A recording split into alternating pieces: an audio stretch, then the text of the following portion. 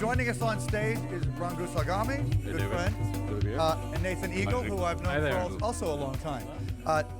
Ranghu is currently the chairman and CEO of Princeton Growth Ventures, but he's really, in my mind, he's sort of one of the great telecommunications industry leaders, has worked at Cisco for a long time, most recently at Tata Telecommunications. Now he's investing in telecom, but he's been in that industry for decades and decades, right? Fair enough? Yeah. Shows the I have the same, don't worry. Nathan, on the other hand, as somebody who emerged out of the MIT Media Lab, built a company that is really very much focused on bringing people into the internet who could not otherwise afford it. His company is Jana. He'll tell us about that in a minute. You already know Eric. So what we're talking about here is what for us at Techonomy and for me personally is a subject of some passion, especially if we are trying to achieve the Sustainable Development Goals. We're not going to do that unless everyone in the world has the luxury of experiencing what we all take for granted, which is constant, complete connectivity. That's the way we all live. Doesn't need to be said, but it's shocking for those of us who, it would be shocking if more of us thought about it, to realize that there are still several billion people who have literally no connectivity at the same time that we couldn't imagine moving our little pinky without being connected. So that's what we're here to talk about. So maybe I should start with you, Nathan, because you did an intake of breath when I said that. You're devoting your whole life to this. Why is that?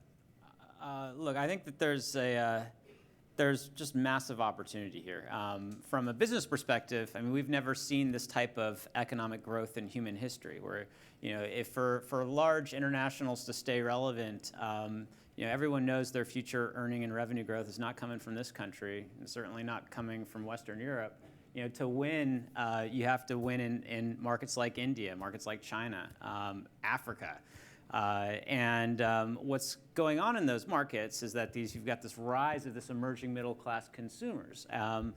And you've got this rise of emerging class consumers coupled with the fact that you've got now near ubiquitous cellular connectivity in terms of people like people are living under the spectrum of some type of data connection. I think 93%, is that the number? 92%. 93%? 92, yeah. 92% of the world is covered by at least the 2G signal that will carry data. It's extraordinarily, it has a huge potential to be massively empowering. And that coupled with the fact that you can buy an Android phone right now for under $25 in virtually every capital city in these major emerging markets has meant that suddenly now, this what was used to be considered a supercomputer can now be in the pockets of just an extraordinarily large number of people. Now, the challenge here is that while you've got all of these rising tides, the price point of data has meant that there's a huge swath of the population here that is not able to consume all the data that they want to consume. Right? If you're making minimum wage in a market like India, you have to work for upwards of about 12 hours to get a 1 gig data plan. Wow. In Indonesia, it's 17 hours. If you're making minimum wage in Nigeria, you have to work for 28 hours to get 1 gig of data. In Brazil, it's 33 hours. So what's striking is that you look at a market like Brazil, more than half of all smartphones aren't connected to the internet. Right? They're being used like dumb phones. And it's not because people in Brazil don't understand the benefits of the internet. It's because it's cost prohibitive. And in my mind, that is tragic. Right? We've got all of this amazing technology, and it's now being distributed, but it isn't being used to fulfill the potential that I believe it has. Okay.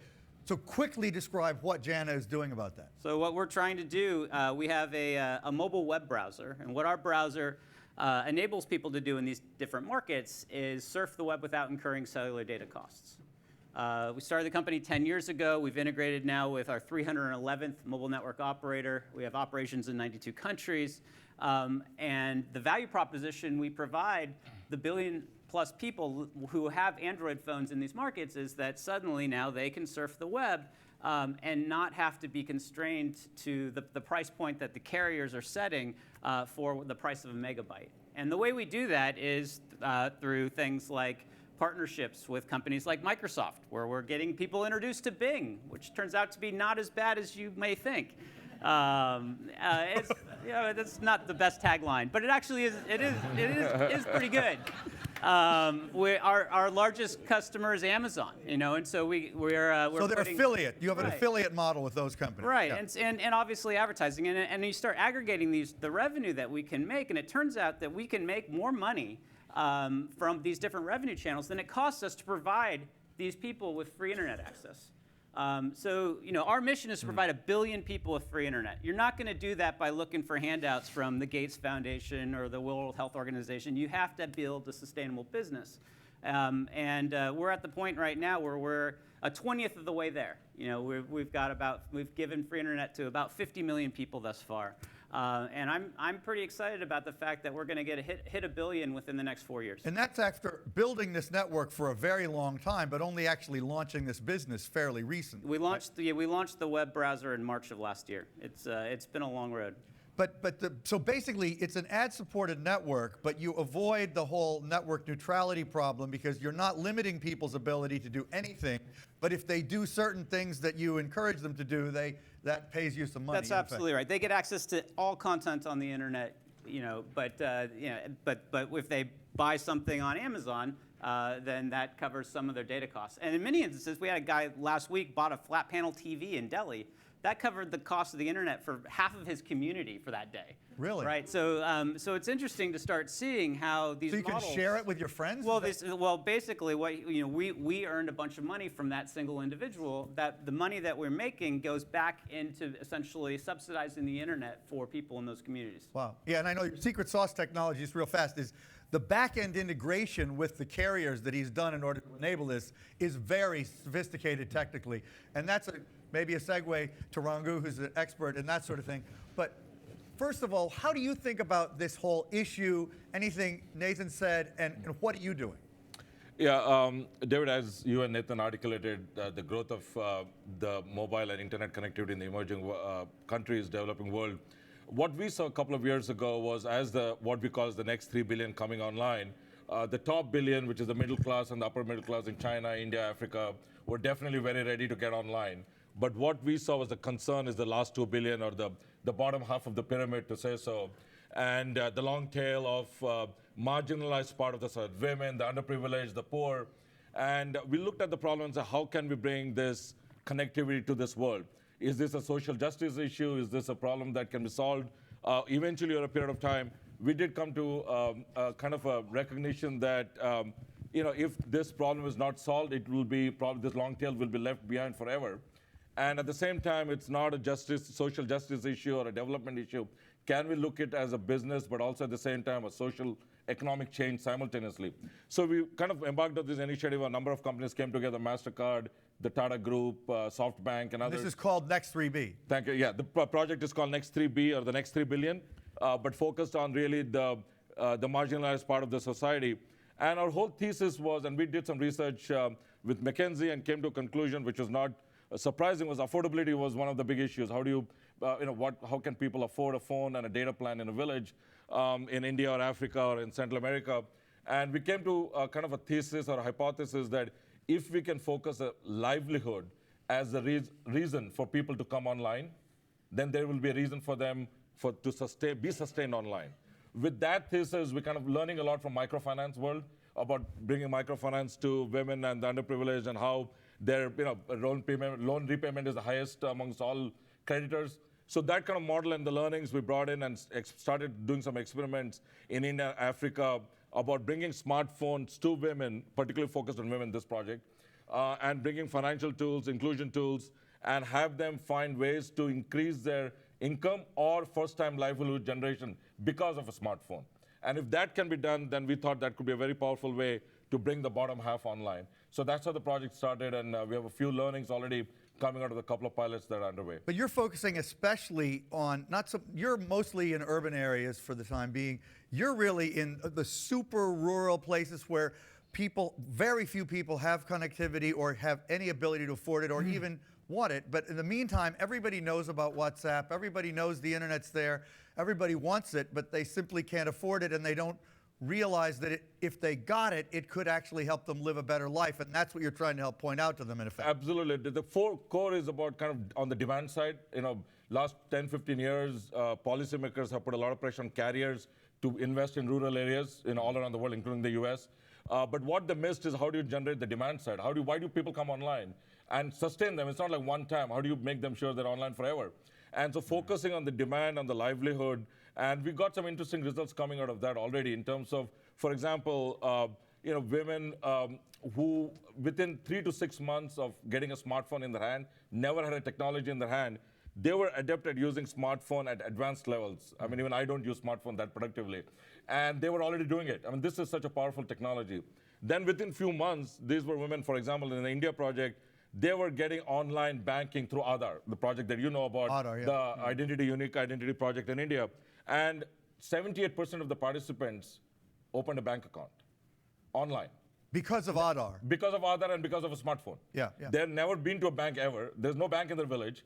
But there's connectivity, by the way. So connectivity is not the issue as much. Right. They do all have 2G connection. Most of the villages, 92%, as you mentioned, have connectivity, have 2G coverage. So you can do a lot of basic stuff. And with Wi-Fi, if you bring Wi-Fi kiosk in the villages, now you start combining 2G Wi-Fi. You can bring a lot of powerful tools in the hands of the villagers and the rural communities. Your work is originally around agriculture. You give them tools to be more productive as farmers, which most people there are. Right. And just quickly, Aadhaar is a national initiative in India, which now I think over 1 billion people have registered and gotten a digital identity that's registered with their what they call it, their Biometric. Biometric is the word I was looking for, with their irises, et cetera, fingerprints. Eric, so one of the things about 5G that is interesting that I think relates to this, or you can take it in another direction if you prefer, but from a price per bit standpoint, 5G is way more efficient and effective and affordable in effect. So will it in itself, do you think, over time become a major factor in increasing the affordability of access in these parts of the world where billions are still currently left out? Absolutely, but that will take some time. And I think that these kind of initiatives that we talk about, they are really about upgrading 2G to 3G or 4G. There is a fantastic sort of efficiency gain by us going to 3G and 4G when it comes to supporting the data users, the smartphones, and that's actually very cost efficient to do. So whether it's about upgrading all the existing infrastructure or it's putting some new infrastructure out there, that's really the way to bring it down.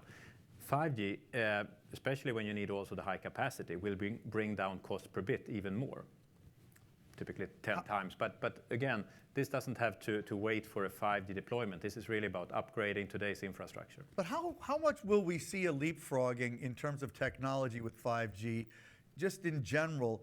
Do you anticipate that 5G will be deployed in a lot of these developing environments fairly quickly? Well, fairly quickly compared to perhaps the old kind of rollout that it took some time. But as I said, now we're going from 2G, more or less leapfrogging 3G, going directly to 4G because of the availability and the cost of handsets coming down significantly. And going to 5G in certain areas will also be just a software upgrade in most cases. Simple and can be done very fast, but it doesn't need national or full regional coverage to get the benefits of it. What you have in 4G together with 5G is actually the best. So you don't think of 5G as something that comes separately. It's just a natural progression. Oh, I see. Okay. So one of the things that's interesting, and I just want to throw it out there for any of the three of you, is that a lot of the biggest players, and it does include Microsoft, but I think initially more of Facebook, Google, SpaceX, and others are currently engaged in expensive, ambitious, global efforts simply to deploy connectivity to people in rural and other contexts around the world in a more affordable way. I'd just love to hear all three of you talk about where that stands. I mean, Ericsson was involved with Internet.org for a while. I don't know where, I don't think that's as involved as it used to be. It's more a Facebook-only project now. But how do the three of you all feel about what you're doing as compared to what these global internet giants are doing. And maybe, Nathan, Yeah, I can- give your thoughts on that. It's funny because our PR firm, they keep saying like, well, we've got a great idea. Maybe you guys can, launch some balloons and try to provide access that way, or Facebook's getting which Google is doing. which is Google, or like Facebook launching drones that are shooting lasers across Africa. Like these are awesome stories that I'm sure people like you love to write about, and I love to click on those stories. I have written about that. And I mean, it's really compelling, and it's a great way to kind of get the public aware of, I think, a real problem. That said, they're a pretty shitty solution to the actual problem, right? Like, you're not going to solve this problem with drone shooting lasers. You're going to hire some really awesome engineers, and like that's cool. But the reality is, the answer to the problem is far less sexy. It's about unit economics, right? It's figuring out how to get people to, or how to get the price point of that megabyte down to a point where people can afford to actually purchase it. And in my mind, that doesn't come from really amazing technology. It comes from innovations actually in business models. And candidly, I think it comes from the fact that right now there's going to be close to $300 billion being spent on advertising targeting developing world consumers, right? And that $300 billion, that's not going into the pockets of Google or Facebook for the most part. That's going into the pockets of the guys who own the billboards outside of Lagos, right, or the television channels in Delhi, or the radio stations in Sao Paulo, the very traditional media. But, in my mind, if we can redirect even 10% of that spend away from the people who own these giant media companies, and redirect it directly into the pockets of the very consumers that these large global brands are trying to reach in the first place, that will cover free internet access for 1 billion people. Like, that's the answer. And I think it's pretty simple. It's a classic East Coast technology idea. He's a Boston guy out of the MIT Media Lab. I honestly think ideas like that are more likely to emerge outside of Silicon Valley myself. But I'm curious. I'm curious whether, if either of the other two of you have any thoughts about these mammoth efforts. I'd be curious to hear them. Yes. Well, the quick one on upgrading the networks that I talked about is really that we're doubling from 3.2 billion subscribers that have mobile broadband today to more than 6 billion. That is part of this equation. By when? In the coming 4 to 5 years. So this 4 is, to 5 years? Yeah, exactly. So within 5 years, we'll bring like 2.5 billion more people online? Yeah, absolutely. With the upgrade of the infrastructure that's already there. Wow. And then if you pair that with the cost of devices and the new business models, that's a big part of the solution when it comes to getting everyone online, but also to be able to provide the right services. Eric, when you hear about something like what Nathan's doing, is that an exciting new It is, approach? absolutely. Does that strike you as innovative? It is, and I think just the fact that business models have been slow to evolve in this space, I think this and other examples are really great, but the basic fact is that you need to have good enough infrastructure underneath. Some of it will cost, so if there is a way to actually pay for it in this way, it makes perfect sense to me. But there's also the fact that you can't build separate networks, whether it's with balloons or it's with the drones, to replace that. That would be perhaps a niche complement in certain areas. Certain distances are better captured or better handled with satellite, for example. That's a good complement, but it's not the mainstream. The mainstream is an upgrade to the infrastructure that we have.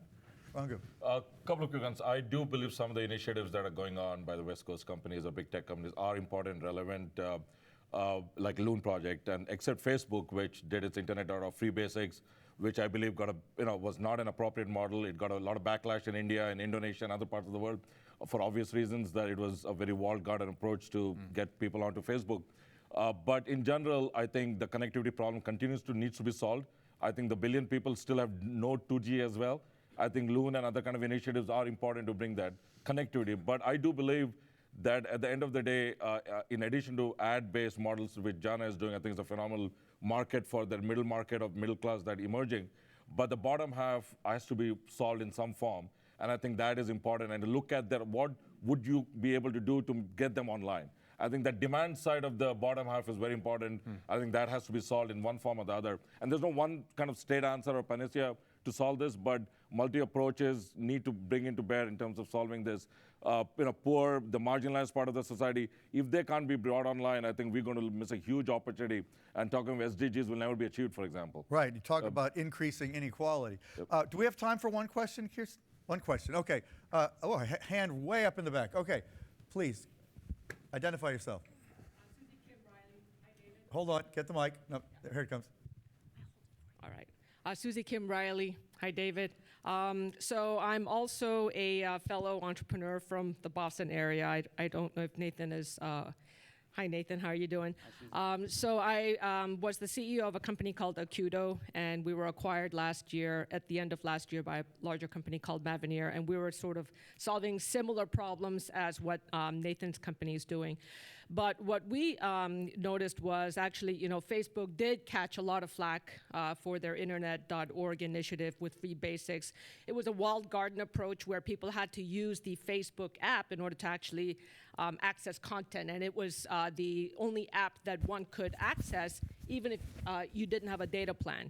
So it's a similar type of thing that I think Nathan is trying to do with the browser, and I'd love to hear your thoughts on if you're getting any flack for taking a similar approach, which is, even users without a data plan can still access the internet through the browser, and what the difference is between your approach and the approach that, for example, Opera Networks or Opera Software has taken with their browser. Sure.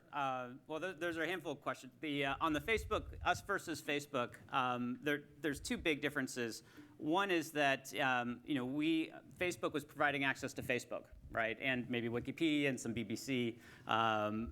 We are providing access to all content that's available on the internet. And the other way, and the other thing that we're doing that's fundamentally different is that there's a core architecture difference where, there's what Facebook pursued is something called, essentially white labeling or zero rating their content. What we're doing is we're actually rebating people. We're essentially putting money into a prepaid mobile subscriber's account. That money can be used for anything. It can be used to go download an app, watch a video, go to any website that they want to go to. It's truly unrestricted internet access. And when we kind of built the business, we built it predicated on this notion of providing truly unrestricted internet access. In terms of what Opera is doing, whether it's selling data packs or making the internet cheaper through proxy solutions, we've been looking at those types of models as well. And what we've found is that users are less inclined. I mean, I think there's something to be said about the proxy model, but it's in my mind, the trouble that both UC has come into with just the privacy implications associated with storing all of that data has meant that we've decided to back away from it. Well, also, it's interesting to note, I mean, in India, there's enormous innovation happening around access. For one thing, Reliance drastically dropped the price of connectivity about, 2 years ago was that? 18 months. 18 months ago, and that dramatically increased the affordability of internet and has dramatically increased the number of people come online.